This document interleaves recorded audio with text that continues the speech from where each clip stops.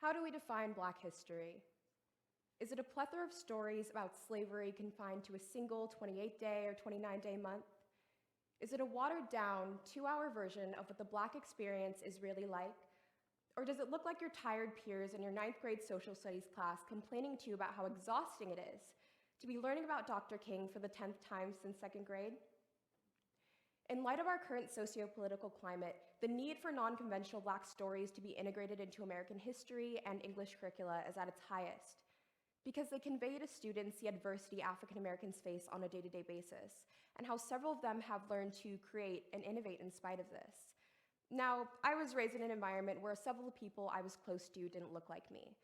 My mother is a Pacific Islander, my father is Black, and for all my life, we've lived in an area populated by a small minority of Black family, friends, and overall students.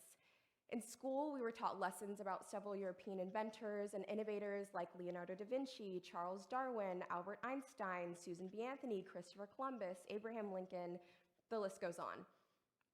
But I could never necessarily fit myself into the mold of these narratives solely because they were presented through a lens that I could not personally identify with, and they didn't feature individuals whose stories even vaguely resembled my own.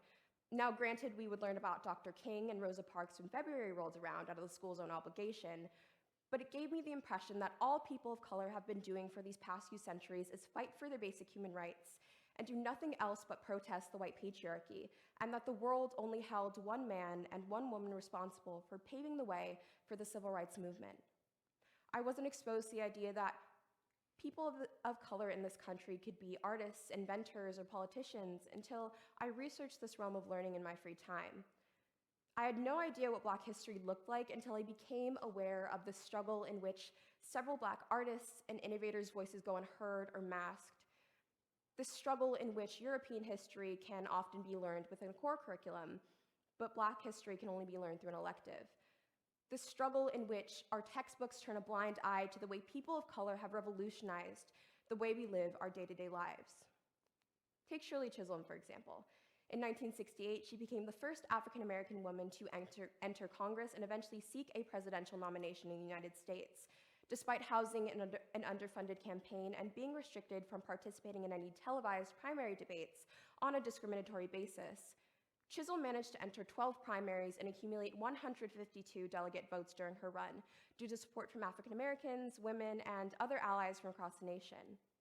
Her story is solely representative of one's resilience as a person of color in America and as a woman in America.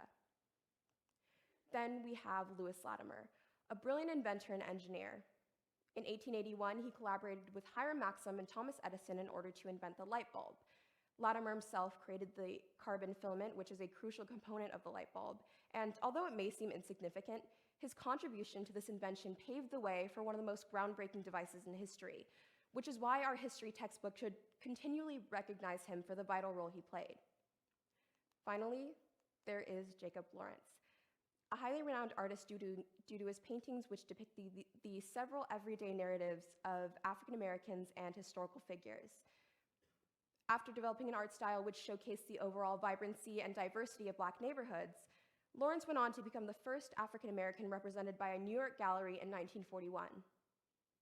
During a period of widespread hatred and bigotry within our country, this man was able to display the extent of his creativity to the world, despite being considered far from capable of doing so. If we as a society are hesitant to create a push for more diversity in our English and history curricula, it creates a potential divide in what certain students feel they can and cannot be, and it limits what they feel is possible to achieve as individuals, all because of the fact that several educators failed to shed light on the many contributions made by African Americans throughout history. And although it may seem, although nearly impossible to integrate the teaching of Black history in all schools nationwide, several educators and teachers have begun to implement it into their own individual curricula as a first step, to name a few. We have Jamila Pitts, a former English teacher from Harlem, Manhattan, who utilized the Harlem Renaissance in order to open up her students to a wide variety of African American narratives and how they have taken strides to showcase Black creativity from the 20s to the mid-30s.